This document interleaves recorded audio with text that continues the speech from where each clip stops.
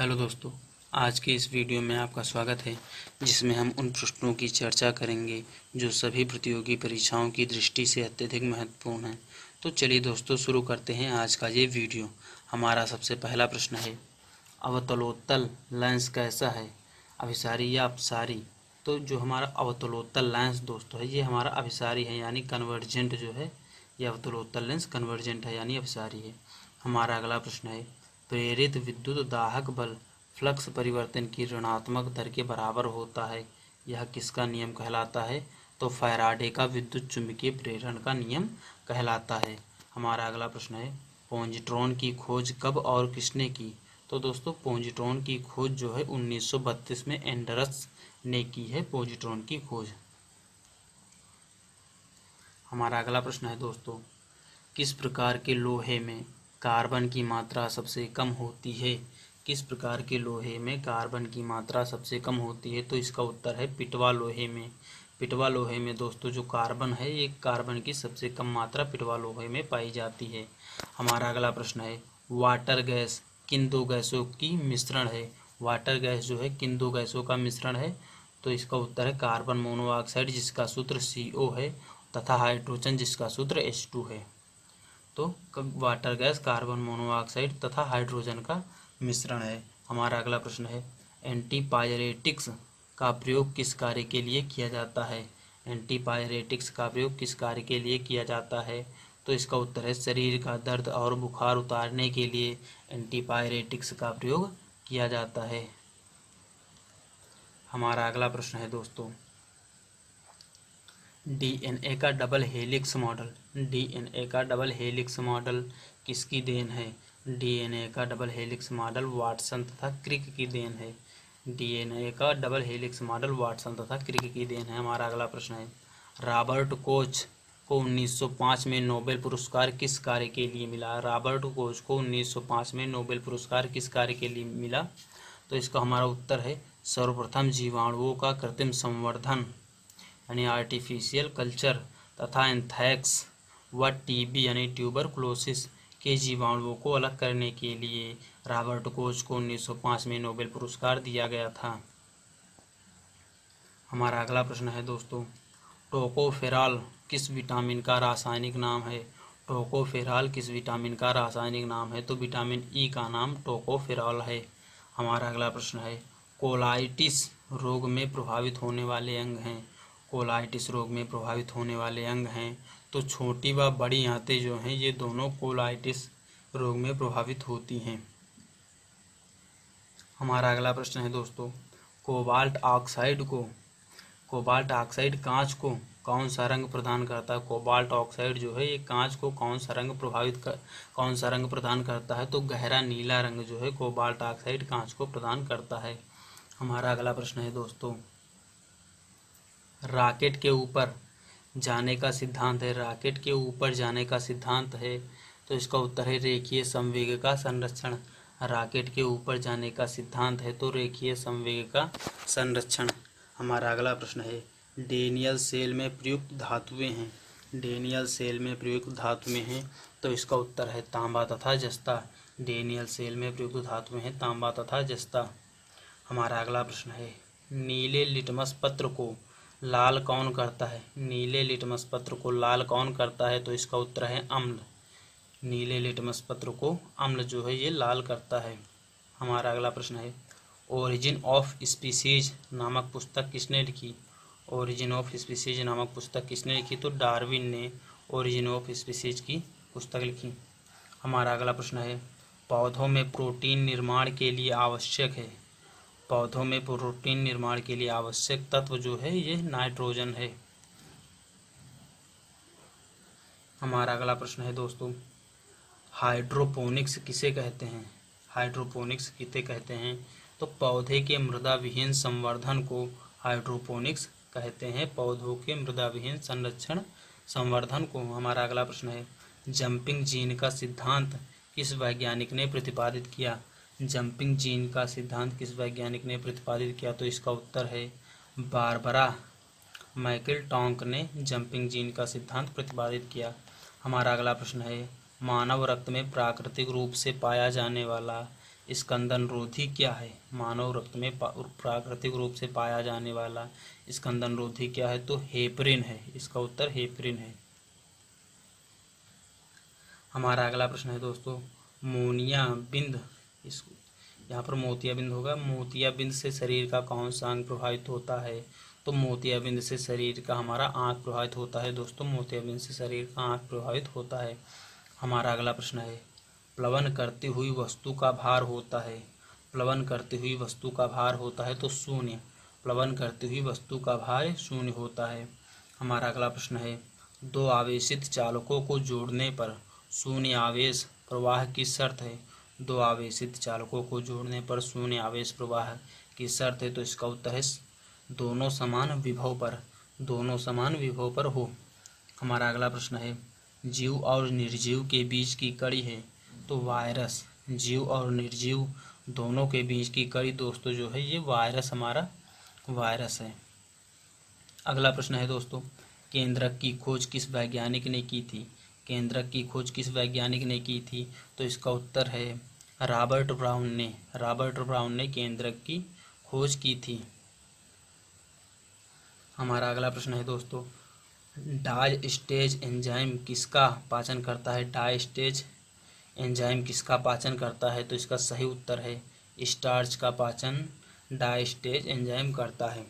हमारा अगला प्रश्न है दोस्तों, डीएनए की द्विकुंडलित संरचना किसने दी? डीएनए की द्विकुंडलित संरचना किसने दी? तो इसका सही उत्तर है वाटसन एवं क्रिक ने डीएनए की द्विकुंडलित संरचना दी है।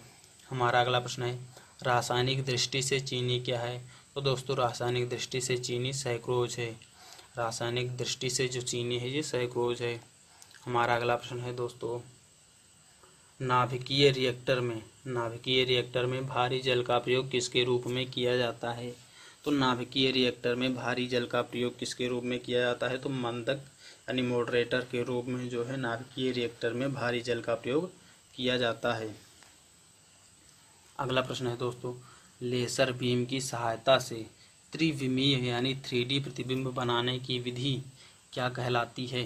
तो इसका सही उत्तर है होलोग्राफी कहलाती है। हमारा अगला प्रश्न है, गन मेटल के संघटक तत्व हैं। गन मेटल के संघटक तत्व हैं तो तांबा, टिन और जस्ता। गन मेटल के संघटक तत्व तांबा, टिन और जस्ता है। हमारा अगला प्रश्न है दोस्तों, सबसे बड़ा फूल किस पौधे का होता है? तो सबसे बड़ा दोस्तों जो फूल होता है किस पौधे का होता है? तो ये होता है रेफलीसिया का। सबसे बड़ा फूल किस पौधे का होता है? तो रेफलीसिया का होता है। हमारा अगला प्रश्न है दोस्तों, एक्सोबायोलॉजी किसका अध्ययन कहलाता है? एक्सोबायोलॉजी किसका अध्ययन कहलाता है? तो अन्य ग्रहों के जीवों का अध्ययन एक्सोबायोलॉजी कहलाता है। हमारा अगला प्रश्न है दोस्तों, हमारा अगला प्रश्न है, पेशियों में लैक्टिक एसिड के जमा हो जाने से हमें क्या होता है? पेशियों में लैक्टिक एसिड के जमा हो जाने से हमें क्या होता है? तो इसका सही उत्तर है थकान महसूस होती है।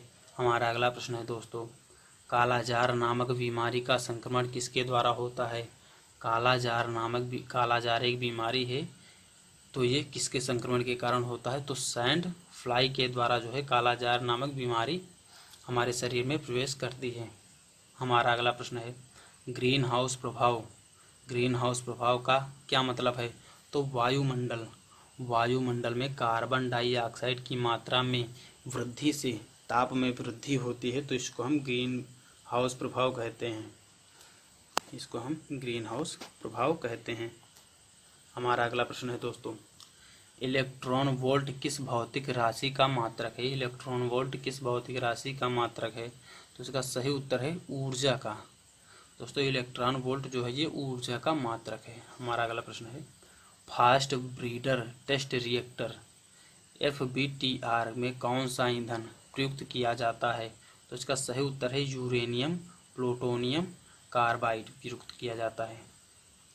हमारा अगला प्रश्न है, किस दृष्टि दोष को दूर करने के लिए बेलनाकार लेंस के चश्मे दिए जाते हैं?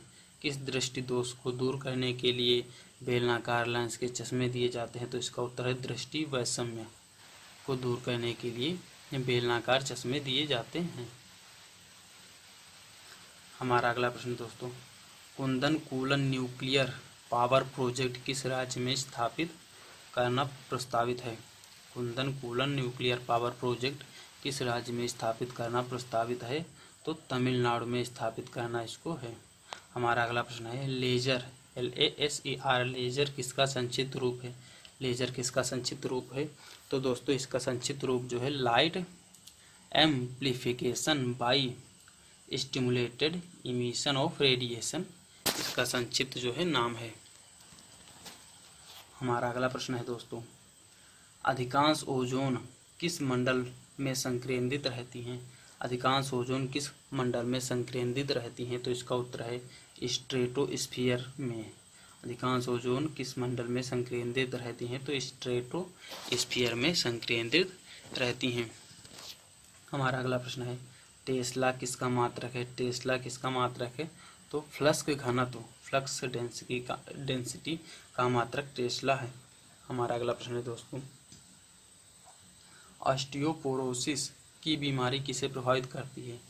ऑस्टियोपोरोसिस की बीमारी किसे प्रभावित करती है? तो हड्डियों यानी बोन्स को प्रभावित जो है ये ऑस्टियोपोरोसिस करती है। हमारा अगला प्रश्न है दोस्तों, कच्चे फलों को कृत्रिम रूप से पकाने में कौन सी गैस प्रयुक्त की जाती हैं?